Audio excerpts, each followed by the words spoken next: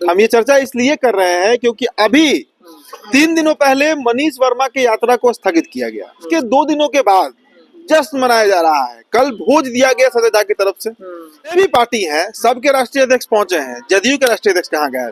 तस्वीर जो रात में आई वो तस्वीर जदयू के आला कमान या वैसे नेता जो जदयू के सच में हिमायती हैं, नीतीश कुमार के सच में हिमायती हैं, उनको थोड़ा दर्द। नमस्कार दर्शकों, स्वागत है आप सभी का एक बार फिर से हमारे आज के इस नए चर्चा में। सुबह में आपने एक खबर देखा होगा और इस खबर में ये जानकारी आप सभी दर्शकों को अब तक मिल चुकी है कि जदयू को हाईजैक करने की कोशिश की जा रही है। कौन कर रहा है? तो वो संजय झा का नाम सामने आ रहा है।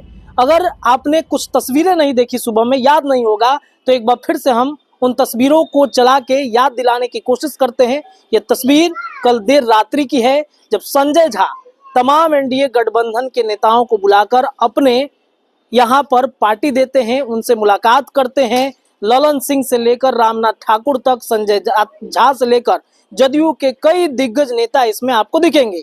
लेकिन एक शख्स, एक चेहरा जो इस तस्वीर से गायब है, जिसके बाद से ये चर्चा हमें करना पड़ रहा है कि क्या सच में जदयू को हाईजैक करने की तैयारी चल रही है। हम बात कर रहे हैं बिहार के मुख्यमंत्री नीतीश कुमार और जदयू पार्टी को बनाने वाले बिहार में नीतीश कुमार की। वो इस तस्वीर से गायब हैं। क्या जदयू को हाईजैक करने में ललन सिंह की बड़ी भूमिका है? क्या संजय झा इसका स्क्रिप्ट लिख रहे हैं? रामनाथ ठाकुर क्या इसके सूत्रधार बनेंगे? चलिए इस पर चर्चा करते हैं अपने सहयोगी उदित तारेन जी से। उदित जी, सुबह में आपने खबर बता दिया, तस्वीर भी चला दी, क्या सच में जदयू को हाईजैक किया जा रहा है? देखिए, अगर आपको याद होगा रत्नेश, तो हम लोग कल दोपहर में ही चर्चा कर रहे थे। आप ही कह रहे थे जी कि जेडीयू में हाईजैकिंग की तैयारी चल रही है। तस्वीर जो रात में आई वो तस्वीर जदयू के आला कमान या वैसे नेता जो जदयू के सच में हिमायती हैं, नीतीश कुमार के सच में हिमायती हैं, उनको थोड़ा दर्द जरूर पहुंचा रहा होगा। हम ये चर्चा इसलिए कर रहे हैं क्योंकि अभी 3 दिनों पहले मनीष वर्मा की यात्रा को स्थगित किया गया। संजय झा नहीं किया था। संजय झा नहीं किया, राष्ट्रीय कार्यकारिणी अध्यक्ष है, उन्होंने ही किया स्थगित। और उसके 2 दिनों के बाद जश्न मनाया जा रहा है। कल भोज दिया गया संजय झा की तरफ से। उनके आवास पर, सरकारी बंगले पर, उनका दिल्ली में जो राज्यसभा के सांसद हैं, ये भोज आयोजित किया गया। आप बता रहे हैं कि जदयू के कई दिग्गज, जदयू के सभी सांसद वहां पहुंचे हैं, सिर्फ एक सांसद को छोड़कर, लवली आनंद। शिवहर से जो सांसद हैं उनको छोड़कर लगभग वहां पर जेडीयू के 11 सांसद मौजूद थे। जीतन राम मांझी वहां मौजूद हैं, चिराग पासवान वहां मौजूद हैं, चिराग की पार्टी के 4 अन्य सांसद भी वहां पे मौजूद हैं। इसके अलावा उपेंद्र कुशवाहा वहां मौजूद हैं। तो जितने भी पार्टी हैं, उनके जो राष्ट्रीय अध्यक्ष हैं, जेपी नड्डा भी इस मीटिंग में, इस पार्टी में गए हैं, अमित शाह भी इस पार्टी में देखे जा रहे हैं, बीजेपी के सभी सांसद हैं इसमें। तो जितने भी पार्टी हैं सबके राष्ट्रीय अध्यक्ष पहुंचे हैं। जदयू के राष्ट्रीय अध्यक्ष कहाँ गए? नीतीश कुमार इस पार्टी में क्यों नहीं पहुंचे हैं? और देखिए, हाईजैक शब्द तो बहुत सही नहीं होगा कहना कि हाईजैक हो रहा है पार्टी। ये बहुत उपयुक्त शब्द नहीं है, हालांकि कहा जा सकता है, लेकिन ये बात समझना होगा कि जनता दल यूनाइटेड में एक पार्टी के, देखिए हम बार बार चर्चा करते हैं इसका और बार बार हम कहते हैं कि 2 फाड़ है जदयू के अंदर। एक खेमा है जो एनडीए के पक्षधर है, दूसरा खेमा है जो आरजेडी का पक्षधर है, इंडिया गठबंधन का पक्षधर है। बिल्कुल सही है। इसके अलावा बीच में 2-4 ऐसे भी लोग हैं जो किधर भी शिफ्ट होने के लिए हमेशा तैयार बैठे रहते हैं कि जहां नीतीश जी चाहेंगे हम चले जाएंगे। लेकिन मनीष वर्मा आरजेडी खेमा के नेता हैं। इस पर मुहर उस दिन लग गया जिस दिन उनकी यात्रा को स्थगित किया गया। यात्रा वो कर क्यों रहे थे? उनकी यात्रा का क्या औचित्य था? संगठन को मजबूत करना। समता पार्टी जब थी उस समय के वैसे कार्यकर्ता, वैसे नेता जो आज जदयू से दूर चले गए हैं, उनको जोड़ने की कवायद। जी मतलब संगठन के स्तर पे पार्टी को मजबूत करने के लिए मनीष वर्मा, माफ कीजिएगा, यात्रा कर रहे थे। उसको संजय झा अगर स्थगित करते हैं और नीतीश कुमार के ऑर्डर से वो यात्रा कर रहे थे, तो क्या माना जाए? एक तरफ नीतीश कुमार अपने एक नेता जिनका नाम मनीष वर्मा है, उनको कहते हैं कि आप यात्रा पर निकलिए, संगठन को मजबूत कीजिए, और उसके कुछ ही दिनों बाद उनके पार्टी के जो राष्ट्रीय कार्यकारिणी है अध्यक्ष हैं संजय झा, वो लेटर निकाल के यात्रा को रुकवा देते हैं। तो हम क्यों न माने कि जदयू में सब कुछ सही नहीं चल रहा है? नीतीश कुमार तो यात्रा बंद करवाएंगे नहीं। जो व्यक्ति खुद यात्रा करवा रहा है, कह रहा है कि भाई संगठन के वैसे लोगों को जोड़िए जो पुराने लोग हैं, और एक तरफ संजय झा इसको रुकवा दे रहे हैं। अच्छा, इसमें उदीप जी एक सवाल रुकना चाहेंगे। इसमें ये कहा जा रहा है कि जैसे एनडीए का जो सब मिली भगत से एनडीए के जितने सारे घटक दल हैं उनकी यात्रा शुरू होगी, इस वजह से मनीष वर्मा का यात्रा स्थगित किया गया है। ये औपचारिक बयान है, कोई तथ्य ही नहीं है इस बात में। अरे तब यार लॉजिकली आप समझिए रत्नेश, इस बात में कोई दम लगता है क्या? इसको यात्रा पे तो अभी उपेंद्र कुशवाहा भी निकल रहे हैं, चिराग की पार्टी भी तैयारी कर रही है और उसके बाद ये नीतीश कुमार अभी ये महिला संवाद यात्रा पर निकल रहे हैं, तेजस्वी यात्रा पर हैं, भाजपा लगातार काम कर रही है ग्राउंड पर। तो ये कोई बयान नहीं है, सबसे बड़ी बात समझिए। बार बार इस बात पर चर्चा होती है, बार बार ये बात कहा जाता है कि नीतीश कुमार एक बार फिर से पलट सकते हैं, एक बार फिर से आरजेडी के साथ जा सकते हैं 2025 विधानसभा चुनाव के पहले। तो देखिए, भले ही बिहार का समीकरण खराब हो, पहले भी खराब होते रहा है, लेकिन केंद्र को फर्क नहीं पड़ा था।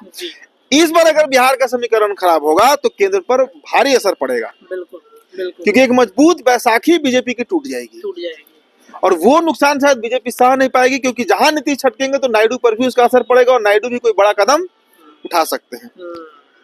तो अब ऐसी स्थिति में नीतीश कुमार के सांसदों को अपने पाले में करना ये बीजेपी का प्रायोरिटी है, प्रथम दृष्टया लक्ष्य है कि कैसे भी नीतीश कुमार के सांसदों को अपने साथ रखो। अब आप जिनका नाम ले रहे हैं, ललन सिंह, संजय झा, रामनाथ ठाकुर, इसके अलावा कई सांसद, जितने सांसद हैं, लवली आनंद को छोड़ दीजिए, सभी सांसद, सब की इन दिनों करीबियां अमित शाह और नरेंद्र मोदी से बहुत ज्यादा है, बहुत ज्यादा है। क्या मतलब हो सकता है केंद्र में मंत्री बनाने का भी लोभ दिया जा रहा है?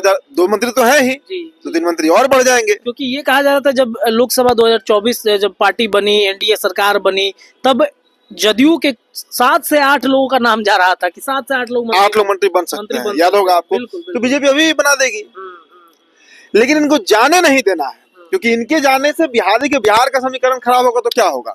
बीजेपी सत्ता में है, विपक्ष में चली जाएगी, यही ना होगा। लेकिन अगर ये सांसद साथ नहीं देंगे बीजेपी का तो दिल्ली की कुर्सी हिल सकती है।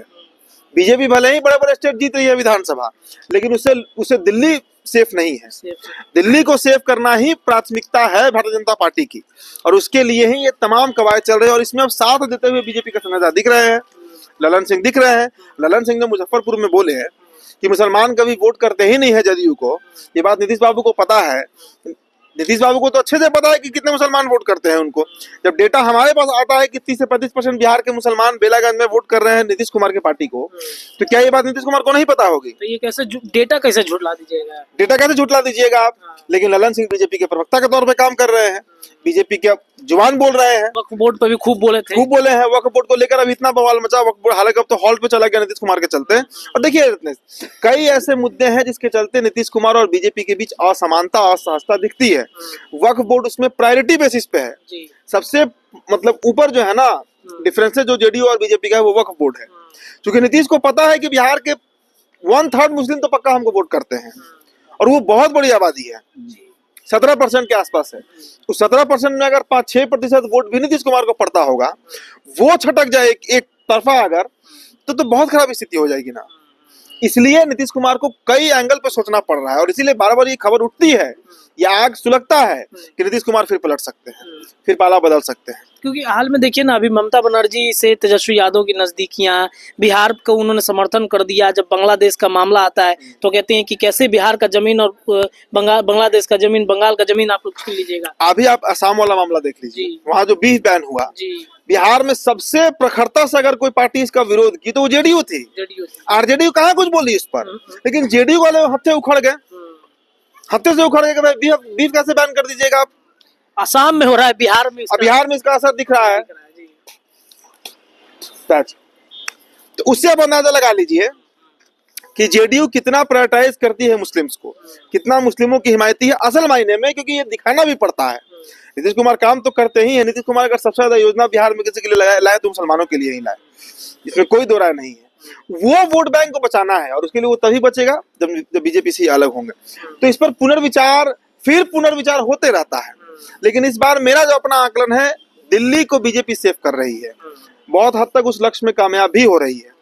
अब नीतीश कुमार के ऊपर है कि कितने सांसदों को अपना वो बचा पाते हैं। चलिए, नीतीश कुमार अपने सांसदों को कितना बचा पाएंगे ये देखना बड़ा दिलचस्प होगा। लेकिन इतना तो तय है कि संजय झा ने सूत्रधार बनकर जदयू के अंदर सेंधमारी कर दी है, और सांसदों को जो ऑफर दिया गया, शायद वो सांसद भी अब तैयार हैं नरेंद्र मोदी का साथ देने के लिए। नीतीश भागते भी हैं तो इस बार दिल्ली की गद्दी सेफ रहेगी। इस चर्चा में इतना ही, लेकिन चर्चाएं लगातार आपके अपने चैनल पर जारी है। अपनी राय आप कमेंट में रखिए। चैनल को सब्सक्राइब नहीं किया तो सब्सक्राइब जरूर कर दीजिएगा। बहुत बहुत धन्यवाद।